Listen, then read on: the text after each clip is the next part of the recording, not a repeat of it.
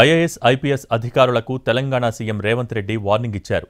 రోజుకు 18 గంటలు పనిచేయాలని ఆదేశించారు. పని చేయటం కుదరకును అనుకున్నా ఇష్టం లేని వాళ్లైనా చీఫ్ సెక్రటరీ, డీజీపీకి సమాచారం ఇచ్చి బాధ్యతల నుంచి తప్పుకోవాలని తేల్చి చెప్పేశారు. బాధ్యత తీసుకుంటే పూర్తి స్థాయిలో నిర్వర్తించాల్సిందేనని అన్నారు. పోలీసులకు పూర్తి స్వేచ్ఛ ఇస్తున్నామని అన్నారు సీఎం రేవంత్ రెడ్డి. అక్రమార్కులు, కబ్జాదారులను విడిచిపెట్టవద్దని ఆదేశించారు. హైదరాబాద్లో సన్బర్న్ ఈవెంట్పై నిఘా పెట్టాలని ఆదేశించారు.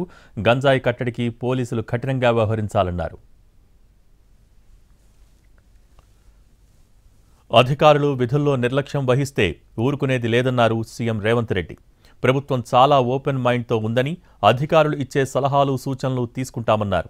సంక్షేమ పథకాల అమల్లో అధికారులు నిర్లక్ష్యంగా వ్యవహరిస్తే కఠిన చర్యలు తీసుకోవాల్సి వస్తుందని హెచ్చరించారు ముఖ్యమంత్రి. ప్రజల స్వేచ్ఛను హరిస్తే ఎంతటి వారైనా ఇంటికి పోవాల్సిందేనని అన్నారు. ప్రభుత్వంపై ప్రజల్లో విశ్వాసం కలిగేలా అందరం కలిసి పనిచేద్దామని పిలుపునిచ్చారు. 6 గ్యారంటీలు అమలవ్వాలంటే ప్రజాప్రతినిధులు, అధికారులు జోడెద్దుల్లా పనిచేయాలని అన్నారు సీఎం రేవంత్ రెడ్డి. అధికారులు, ప్రభుత్వానికి మధ్య సమన్వయం లేకుంటే టార్గెట్ చేరుకోలేమని అన్నారు. సచివాలయంలో ఏ నిర్ణయం తీసుకున్నా క్షేత్రస్థాయిలో అమలు చేసే బాధ్యత ప్రజాప్రతినిధులు, కలెక్టర్లదేనని అన్నారు.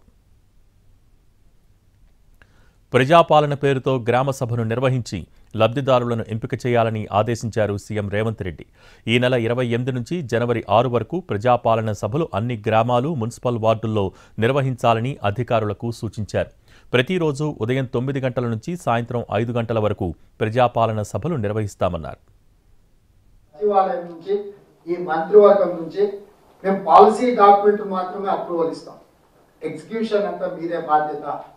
ఆ ఎగ్జిక్యూట్ చేసే క్రమంలో ఇక్కడ ఉన్న అధికారులకు ఆ సూచన, ఎవరికైనా ఈ విధంగా పనిచేయాలని ఏదైనా ఇబ్బంది అనిపిస్తే మీరు చీఫ్ సెక్రటరీ గారు కానీ, పోలీస్ డిపార్ట్మెంట్లో డీజీపీ గారు కానీ, మీరు ఒకవేళ ఈ విధానంలో పనిచేయడానికి మీకు ఏమైనా ఇబ్బంది కలిగిస్తే మీరు కోరుకుంటే తప్పకుండా మిమ్మల్ని అక్కడి నుంచి ఇంకొక ప్లేస్కి ట్రాన్స్ఫర్ చేయడానికి, మీరు అక్కడి నుంచి మీ బాధ్యతల నుంచి మార్చడానికి ప్రభుత్వానికి ఎలాంటి అభ్యంతరం లేదు.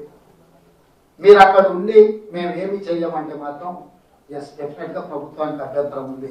మీరు బాధ్యత తీసుకున్నప్పుడు నిర్వర్తించాల్సిందే.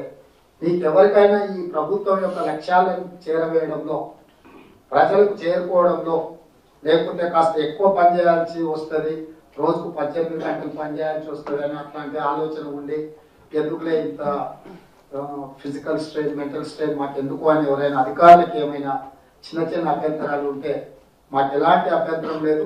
తప్పకుండా వాళ్ళకి కలెక్టర్లుగా, ఎస్పీలుగా అక్కడి నుంచి మార్చి మీకు మిగతా ఎక్కడైనా 18 గంటలు పనిచేయకుండా ఉండే పోస్ట్ ఏమైనా కోరుకున్నా మాకు ఎలాంటి